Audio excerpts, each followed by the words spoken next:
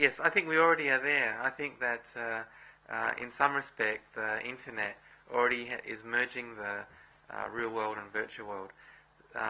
We've never been in a era in human society where we can know anything in real time about almost anything in the world, where we can communicate globally 24/7, where we can have unlimited access to information or entertainment or any kind of digital data.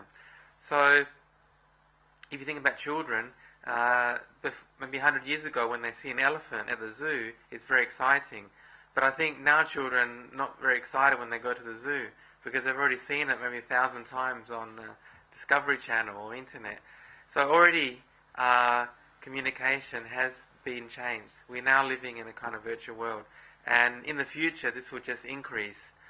More and more the connection will be tighter. We will really be immersed totally 24 hours a day in a virtual experience. But I think it is going to be very much embedded in the physical world. So I think the next stage of internet is not going to be escaping into virtuality, but rather the virtual world is going to become embedded into our physical reality. Again, it's a sort of yes, but I see them, as I've been talking about today, as about being more blended than barriers. So yes, there will be blended spaces. So things like, we know there's going to be wallpapers covered in LEDs and you'll be able to interact with them, or speckle computing, looking at tiny little devices spread all over surfaces or scattered over surfaces, even potentially from spraying like a spray can or whatever. So that will certainly change the nature of the real and the virtual, but I'm not quite sure what this break the barriers means. They will be increasingly blended, and that will give rise to these new spaces with new emergent properties that come from the mixture of physical and virtual spaces.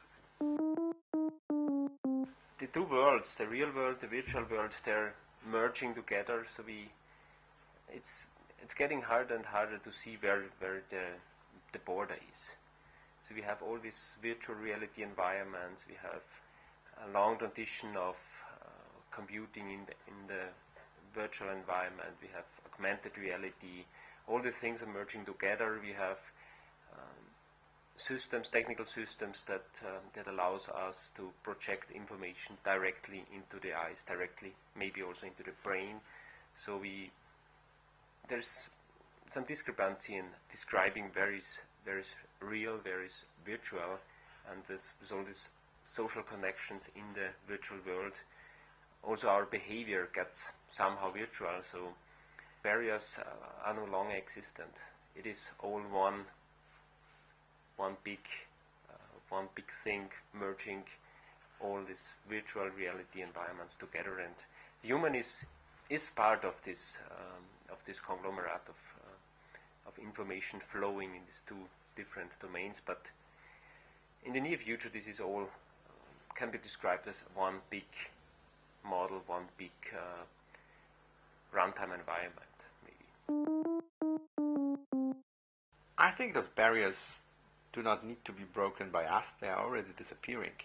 The borders between the real and the virtual are disappearing, not in the sense that people cannot distinguish what they see from whether it's real or virtual, but it's rather than what is happening in the virtual world, the way information flows.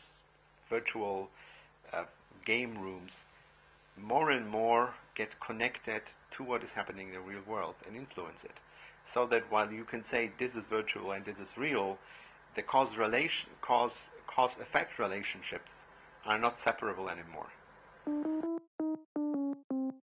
I think we already did to most extent. I mean, our mobile phone already have augmented reality services, and we are already getting used to look at the world through the lenses of a camera or of a mobile augmented reality services. So we are already there.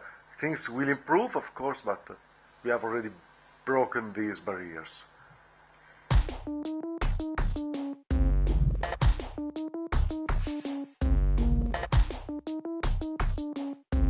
I am convinced that we have already overcome the bridge, the barriers across the real world and the virtual world. We nowadays see a true convergence. I, for example, live pretty much in the digital world, in the virtual world, but this is for me the real world. So I think in the future there will be no longer a clear distinction between real and virtual, but it will be just our environment, part of it composed of tangible objects, of tangible artifacts, and part of it composed of intangible artifacts, but we will be able to handle both of them in a very natural way. We already see this with our kids, with our younger generation, who don't really see there any barriers anymore. The barrier between real and virtual is artificial. It's not really there. I mean, we live in a physical world, but we're also able to think in a physical world. And just because we have computers doesn't change that. So I think we will always be in a world that contains representations and contains physical objects. And I think, as I said, we are already quite capable of dealing with this complexity. And I think it's a false notion that computers has added to the virtual of things.